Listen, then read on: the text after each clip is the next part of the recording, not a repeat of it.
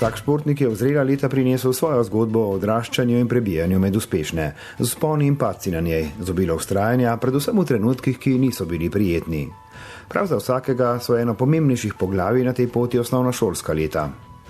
Bolj kot so oddaljena, lepše se je vrniti in obujati spomine na nje, kar je v veselje tudi reprezentantu Petru Stojanoviču, nekdanjemu učencu osnovne šole Karla Destovnika Kajuha v ljubljanskem Štepanskem naselju.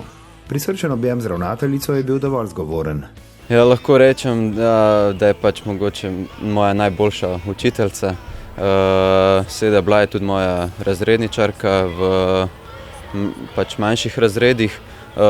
Mislim, da je objem tudi dosti povedal, tako da jaz sem takšna, pač dobre ljudi ne bom nikoli pozabil in mislim, ona je pač ena izmed njih. Prijazen, vljuden, kulturen, fejst dečko. Navdušenje ob nedavnem obisku je bilo torej obojestransko. Peter se je ponovno sprehodil po hodnikih in učilnicah, po katerih se je ne tako daleč nazaj podil z vrstniki, se kdaj pa kdaj s strahom podal na uro matematike in vesel odvihral domov z dobro oceno. Na drugi strani pa so učenci in učitelji ponosno segli v roke nekomu iz njihove sredine, ki sta ga talent in trdo delo pripeljala med uspešne športnike, med znane obraze, ki so tudi svojevrstni ambasadori šole. Navdušeni so bili predvsem najmlajši, saj so z njim odigrali tudi pravo nogometno tekmo. Najbolje, da nam sami povedo, kako je bilo zabijati gole v družbi reprezentanta.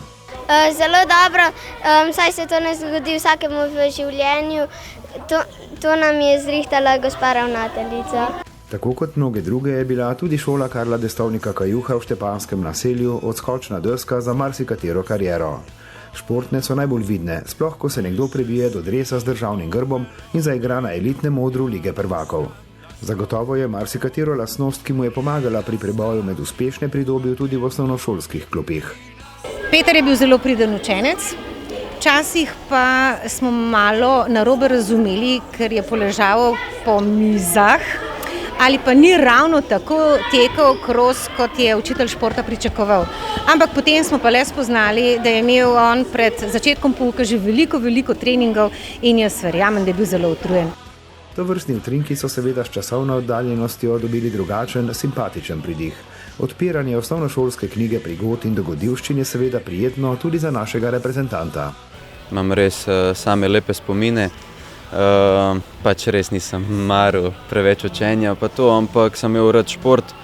Pač tukaj je bila ta priložnost, da smo lahko veliko športali, pa se tudi že pač pri mlajših letih dosti tekmovali.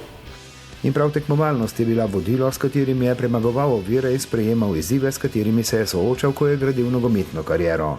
Enega vrhuncev, zagotovo ne zadnjega, je dosegel že kot najmlajši debitant v zgodovini članske reprezentance. Zgodba o uspehu, ki je lahko svojevrsten izziv za marsikoga.